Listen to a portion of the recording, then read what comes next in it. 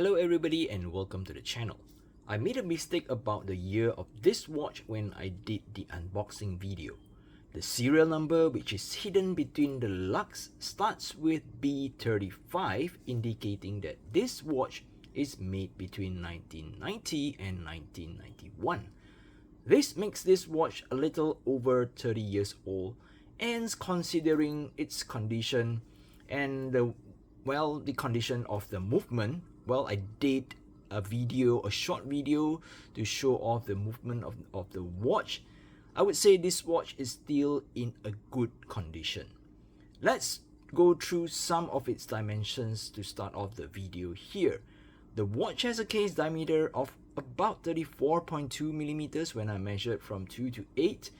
The bezel measures at 33 millimeters.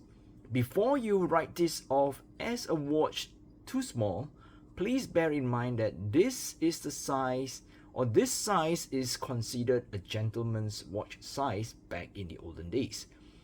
It has a thickness, or rather a thinness, of 10.1 millimeters, including the slightly domed acrylic crystal, excluding the cyclops. Again, as with many watches from the olden days, the crystal is made from acrylic. It has a lug-to-lug of 41.3 millimeters and it has drill lugs. The lug width is 19 millimeters. It also comes with a screw down crown that is, wait for it, signed with a Rolex coronet. I purchased this watch from a Japanese website and it was stated that this watch has been polished before. So the case finishing of the watch may have been slightly different from its original condition. Nevertheless, it comes with a high polish bezel, brushing on the top of the case with high polish sides. There are some scratches and dings on the crystal, but still considered good for a watch of this age. There is a cyclops which helps to ease reading the date. The watch comes with what we call a linen dial. It has a texture that looks like a piece of linen.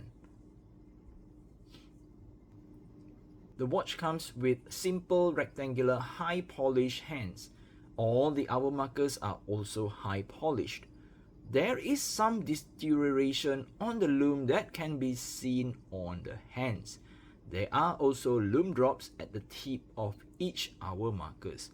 Well, to be frank, I am not really sure what lume is used in this Tudor Prince, but I'm guessing it's either Luminova. Of course, for sure it's not tritium because there is no T marking on the dial. The Tudor logo is applied at 12 with all other text printed. This watch is powered by an ETA 2824 movement. So why don't we just check the accuracy of the movement?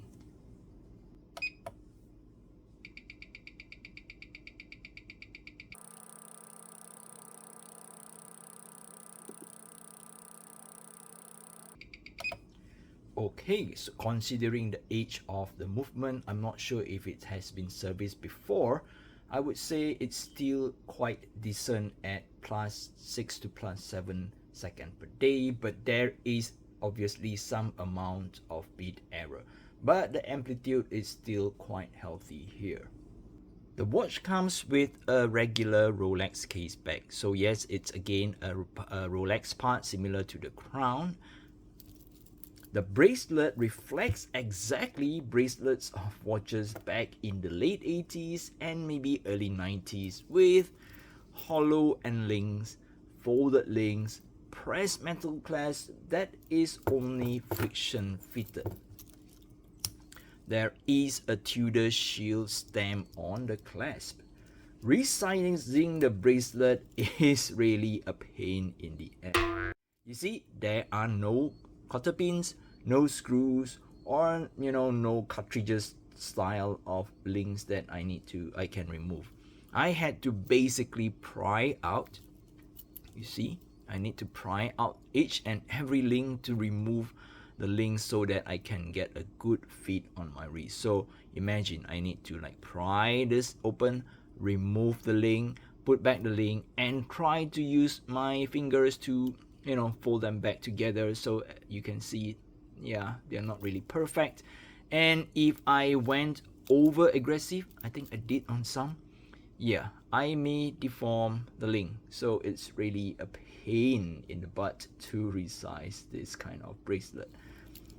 The watch fits like a charm on my wrist with its compact size. This watch is technically made by Rolex but with a cheaper movement. Comparing this to a Rolex Oyster date of the same period, this Tudor Prince can be bought for almost half the price of the Rolex. Well, I'm no vintage watch expert, but for the price of 1,200 US dollars, I think this is worth it. Of course, to some, this is an absurd amount of money for a 30-year-old watch. I understand. You can get a new modern linen automatic watch for maybe less than 1/3 the price. But why this? Especially with its janky bracelet, right? Well, there is a certain kind of charm in this old vintage Tudor. Maybe it's the size, or maybe it's the acrylic crystal. I don't know, but yeah, I love it. Alright, with that said, I guess that's it for this video. If you're new to the channel, please don't forget to subscribe to my channel. It really helps me a lot.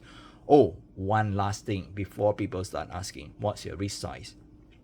I have a 15.2 centimeters wrist or a 6-inch wrist if you are, you know, using that kind of measurement. Yeah, you know what I mean. Alright, I guess that's it. Take care, stay safe, and bye-bye.